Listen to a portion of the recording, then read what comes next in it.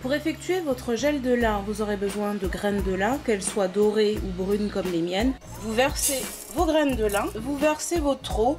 Alors pour la mesure concernant l'eau, alors moi je dis vraiment peu importe, tout dépend de la quantité de gel que vous souhaitez. Tout ce qu'il vous reste à faire, c'est de remuer pour ne pas que les graines collent dans le fond, donc éventuellement brûlent. D'où l'importance vraiment de mettre à feu doux. Au bout de 5 minutes, on voit que la texture commence un peu à s'épaissir. La gélatine commence à se former. La texture change mais vraiment d'une minute à l'autre. Donc là je commence vraiment à obtenir une texture de gel. Bon là je pense que je vais couper le feu. On est à peu près 20 minutes après. À l'aide de ma passoire, je filtre. Voilà l'aspect final du gel de lin. Je vais incorporer quelques gouttes de protéines de riz pour renforcer le pouvoir hydratant du gel de lin.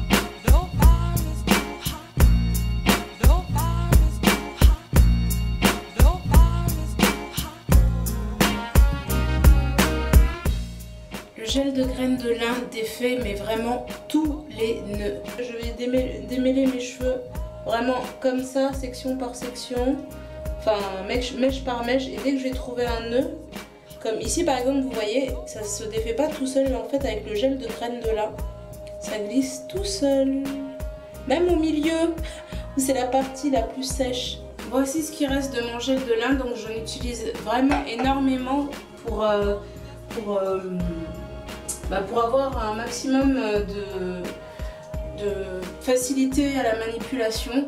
Donc non seulement ça me permet de ne pas casser mes cheveux, ça me permet de démêler très rapidement, ça me permet d'enlever les cheveux morts sans qu'il y ait de gestes brusques ou d'accrochage.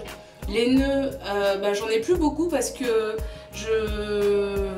j'ai coupé mes pointes. Ces 2 derniers mois, j'ai effectué ce que les Américaines appellent la technique Search and Destroy, donc c'est-à-dire qu'à chaque fois que je m'occupais de mes cheveux et que je voyais des nœuds, donc des single strand knots, ou que je ne pouvais pas défaire 2 tiges entre elles, tout simplement parce que un nœud était le point de liaison de cette catastrophe, et bien je coupe maintenant, c'est ce que je fais.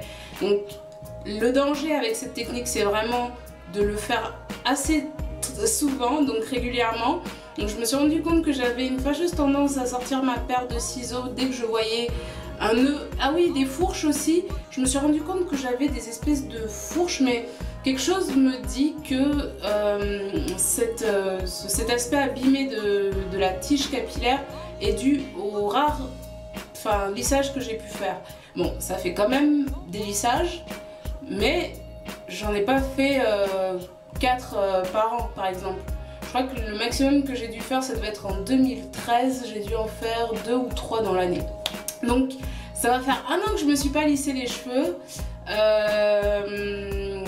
et je ne compte pas me lisser les cheveux d'ici l'année prochaine, tout simplement parce que je veux éviter le maximum de catastrophes sur mes pointes, parce que j'ai l'impression que ça me laisse des fourches et que c'est pas possible quoi. Enfin, je peux pas retenir de la longueur si j'ai des fourches et voilà, mes pointes se cassent. Donc depuis que j'ai neutralisé ça, je suis très contente parce que je regagne en longueur.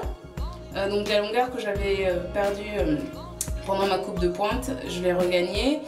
Et les filles, vraiment débarrassez-vous de vos fourches, sinon vous ne risquez pas de voir une certaine évolution dans votre longueur. Donc qu'est-ce que je voulais rajouter? Oui, donc pour terminer, je vais juste essorer un petit peu avec mon vieux t-shirt, comme ça. Donc voilà, je l'ai laissé comme ça pendant quelques minutes. Je vous embrasse très très fort et je vous dis à très vite. Salut les filles!